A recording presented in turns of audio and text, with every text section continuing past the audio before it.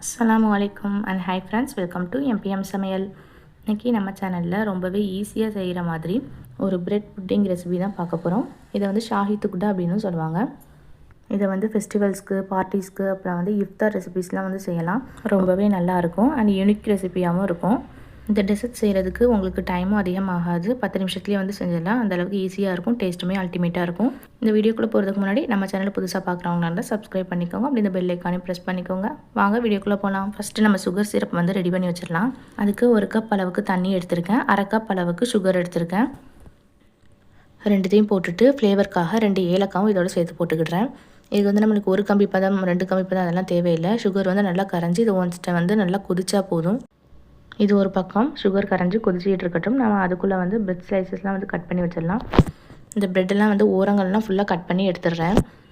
மொத்தம் வந்து நான் ஒரு 10 பீஸ் கிட்டே எடுத்துருக்கேன். நான் இந்த பிரெட் புட்டிங்கில் வந்து 2 லேயர் வந்து செய்ய போகிறேன். அதனால் இந்த 10 பீஸ் வந்து எனக்கு கரெக்டாக இருக்கும். இந்த ஓரங்கள்லாம் ஃபுல்லாகவே கட் பண்ணி முடிச்சுட்டு நம்மளுடைய சுகர் சிரப்பும் வந்து ரெடி ஆகிட்டு பாருங்கள். சுகர்லாம் நல்லா கரைஞ்சி 1 டைம் கொதி வந்துச்சு. அதோட ஆஃப் பண்ணியாச்சு. நெக்ஸ்ட்டு நம்ம ப்ரெட்டெல்லாம் பொரித்து எடுத்துடலாம். அதுக்கு வந்து நிறைய எண்ணெய் ஊற்றி பொரிக்கணும் அப்படிங்கிற அவசியம் இல்லை. இந்த மாதிரி ஒரு தோசை தாவா வச்சுட்டு அதில் ப்ரெட்டை வச்சுட்டு நெய் அப்படி இல்லைன்னா நம்ம ஆயில் எதுனாலும் வந்து யூஸ் பண்ணிக்கலாம். இந்த மாதிரி கொஞ்சமாக விட்டு நம்ம பொரித்து எடுத்துக்க வேண்டியதுதான். டீப் ஃப்ரை பண்ணி எடுத்தால் தான் டேஸ்ட் நல்லாயிருக்கும்னு இல்லை. இந்த மாதிரி செஞ்சு பாருங்கள், கண்டிப்பாக நல்லாயிருக்கும். பொரிக்கும் போது நம்மளுக்கு தீ வந்து நார்மலான ஃப்ளேமில் வச்சுக்கோங்க, இல்லைனா கருகிரும். அதனால் திருப்பி திருப்பி போட்டு பொரித்து எடுத்துக்கலாம். பாருங்கள், இந்த மாதிரி கலர் வந்தவுடனே நம்ம எடுத்துடலாம். கருகுச்சு அப்படின்னா அதனுடைய டேஸ்ட் வந்து நல்லா இருக்காது. இந்த மாதிரி கோல்டன் ப்ரௌன் கலரில் வந்தவுடனே நம்ம எல்லாமே எடுத்து வச்சிடலாம். இதே மாதிரி மற்ற ப்ரெட் பீஸுகளையும் வந்து பொரித்து எடுத்துக்கிடுறேன்.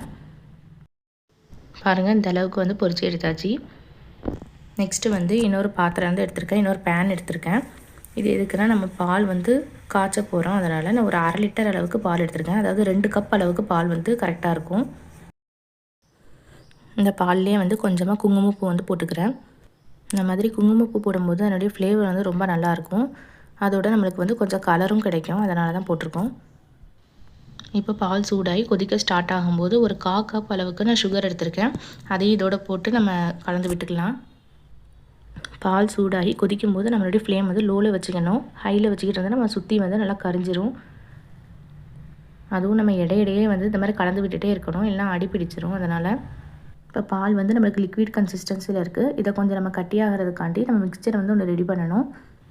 பாலை வந்து லோ ஃப்ளேமில் வச்சுட்டு ஒரு கப்பில் வந்து ஒரு 2 டேபிள் ஸ்பூன் இல்லைனா 3 டேபிள் ஸ்பூன் அளவுக்கு மில்க் பவுடர் எடுத்துக்கலாம். நான் வந்து மில்க் பவுடர் வந்து ஒரு 3 டேபிள் ஸ்பூன் எடுத்திருக்கேன். இது கூடவே வந்து 1 டேபிள் ஸ்பூன் அளவுக்கு கார்ன்ஃப்ளவர் மாவும் எடுத்துக்கிடுறேன். அதையும் இதோட ஆட் பண்ணிக்கிடுறேன். அப்புறம் இதோட காய்ச்சாத பால் வந்து ஒரு 1/2 கப் அளவுக்கு நான் சேர்த்துருக்கேன். இப்போது எந்த வித கட்டிகளுமே இல்லாமல் நல்லா கலந்து விட்டுக்கிடுறேன்.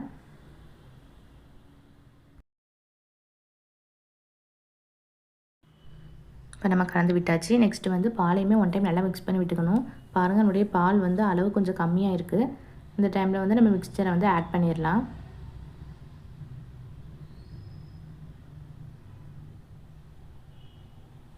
இதை ஊற்றினதுக்கப்புறம் நம்ம கைவிடாமல் வந்து மிக்ஸ் பண்ணிகிட்டே இருக்கணும். இல்லைனா வந்து சீக்கிரமாக கட்டி பிடிக்க ஆரம்பிச்சிடும்.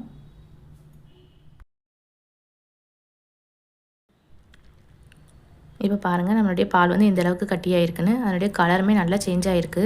நல்ல ஒரு க்ரீம் கன்சிஸ்டன்சிக்கு வந்திருக்கு. பாருங்கள், தொட்டு பார்த்தாலே வந்து தெரியும், நல்ல ஒரு க்ரீம் மாதிரி இருக்கும். இந்த ஸ்டேஜுக்கு வந்தோடனே நம்ம ஸ்டவ் வந்து ஆஃப் பண்ணிட வேண்டியதுதான். நெக்ஸ்ட்டு இந்த க்ரீம் மில்க்கை வந்து நல்லா ஆற வச்சிடணும். நார்மல் டெம்பரேச்சருக்கு வரணும். அதாவது ரொம்ப கூலாக இருக்கணும்னு அவசியம் இல்லை, ஒரு நார்மலாக இருந்தால் போதும். இப்போ புட்டிங் வந்து நம்ம முழுசாக செய்ய போகிறோம். இதுக்கு வந்து ஒரு கண்ணாடி விசில் எடுத்திருக்கேன். ஏன்னா பார்க்குறதுக்கு ரொம்ப அழகாக இருக்கும் நம்ம செஞ்சு முடிச்சதுக்கப்புறம். இப்போ நம்ம செஞ்சு வச்சுருக்க சுகர் சிரப்பில் வந்து ஒவ்வொரு பிரெட் சைஸஸாக டிப் பண்ணிவிட்டு நல்லா அழகாக அடுக்காக வந்து நம்ம வைக்க போகிறோம்.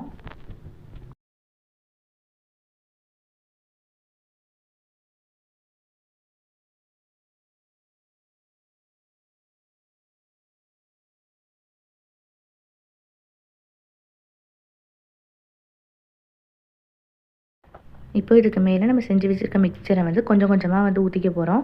இந்த மாதிரி ஒரு குழிக்கரண்டி எடுத்து நம்ம யூஸ் பண்ணிட்டா ரொம்ப நல்லாயிருக்கும். நல்லா எல்லா பக்கமும் படுற மாதிரி ஃபுல்லாகவே ஊற்றி விட்டுக்கலாம்.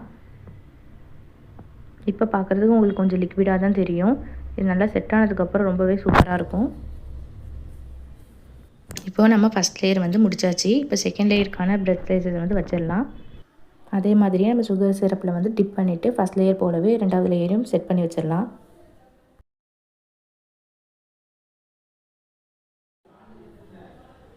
இப்போ செகண்ட் லேயருமே நம்ம செட் பண்ணியாச்சு. அதுக்கு மேலே வந்து மில்க் க்ரீமை வந்து ஊற்றிடலாம். நீங்கள் ஒன்ஸ் வந்து இந்த டெசர்ட் செஞ்சு பார்த்தீங்கன்னா கண்டிப்பாக வந்து மறுபடியும் செய்கிற அளவுக்கு அந்த அளவுக்கு வந்து சூப்பராக இருக்கும். டேஸ்ட் வந்து ரொம்ப நல்லாயிருக்கும். நல்லா ஒரு ரிச்சான டேஸ்ட்டில் வந்து இருக்கும். இதுக்கு நிறைய பேர் வந்து க்ரீம் வச்சு வந்து செய்வாங்க. ஃப்ரெஷ் க்ரீம் அப்புறம் விப்பிங் க்ரீம் இந்த மாதிரிலாம் வச்சு செய்வாங்க. நம்மளுக்கு அதெல்லாம் வந்து சுலபமாக வந்து கிடைக்காது. அப்படிங்கிறனால நான் இந்த மாதிரி வந்து பாலில் வந்து ரெடி பண்ணியிருக்கேன். நீங்கள் இந்த மாதிரி ட்ரை பண்ணி பாருங்கள். பார்த்துட்டு எப்படி இருந்துச்சு அப்படிங்கிறதெல்லாம் மறக்காமல் கமெண்ட்டில் ஷேர் பண்ணுங்கள். கிட்ஸ்லேருந்து பெரியவங்க வரை விரும்பி சாப்பிட்ற ஒரு டெசர்ட்டாக இருக்கும் கண்டிப்பாக. ஃபைனலாக வந்து நான் நட்ஸ் வந்து துருவி வச்சுருக்கேன். அதையும் இதோடு வந்து சேர்த்துக்கிடுறேன். நட்ஸோடு சேர்த்து சாப்பிடும்போது ரொம்ப நல்லாயிருக்கும். நட்ஸை வந்து நான் ஃபுல்லாகவே சேர்த்துட்டு இதுக்கு மேலே வந்து சும்மா ஒரு டெக்கரேஷனுக்காக பார்க்க அழகாகவும் இருக்கும். அதுக்காண்டி நான் வந்து குங்குமப்பூ ஒன்று 2 சேர்த்துருக்கேன். இப்போ பாருங்கள் நம்ம எல்லாமே முடிச்சாச்சு. இதில் மெயினான விஷயம் வந்து கண்டிப்பாக வந்து ஃப்ரிட்ஜில் வந்து ஒரு 1 மணி நேரம் செட் ஆகிற வரைக்கும் வைக்கணும்.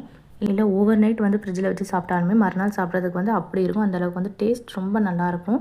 நான் வந்து அந்தளவுக்குலாம் பொறுமை இல்லை. ஒரு 3 மணி நேரத்துக்கு மட்டும் ஃப்ரிட்ஜில் வச்சுட்டு நான் எடுக்கிறேன்.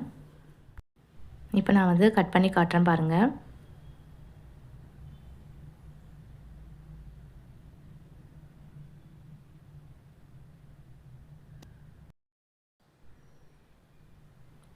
இப்போ பாருங்கள் நம்மளுடைய புட்டிங் வந்து எந்த அளவுக்கு சூப்பராக இருக்குன்னு. நல்ல ஒரு க்ரீமியான டெக்ஸ்சரில் வந்து இருக்குது. இருக்கிறதுலே ரொம்ப ஈஸியாக டேஸ்டியான டெசர்ட் இருக்குது அப்படின்னா கண்டிப்பாக இதுவாக தான் இருக்கும். நீங்கள் வந்து ஒன் டைமாவது செஞ்சு பாருங்கள். நல்லா அந்த சுகர் சிரப்போடு ஊறி அப்புறம் அந்த மில்கோடு வந்து நல்லா செட் ஆகிருக்கு. அதனால் டேஸ்ட் வந்து ரொம்ப நல்லா இருந்தது. நீங்களும் ட்ரை பண்ணி பார்த்துட்டு எப்படி இருந்துச்சு அப்படிங்கிற சொல்லிட்டு மறக்காமல் கமெண்ட்டில் ஷேர் பண்ணுங்கள். இந்த வீடியோ பிடிச்சிருந்துச்சு அப்படின்னா லைக் பண்ணுங்கள், சப்ஸ்கிரைப் பண்ணிக்கோங்க. அப்படி இந்த பெல் ஐக்கானையும் ப்ரெஸ் பண்ணிக்கோங்க. உங்களுடைய ஃபேமிலி அண்ட் ஃப்ரெண்ட்ஸ்க்கு வந்து ஷேர் பண்ணிக்கோங்க. இதே மாதிரி ஒரு சூப்பரான வீடியோவில் வந்து நெக்ஸ்ட்டு சந்திக்கிறேன். தேங்க்யூ.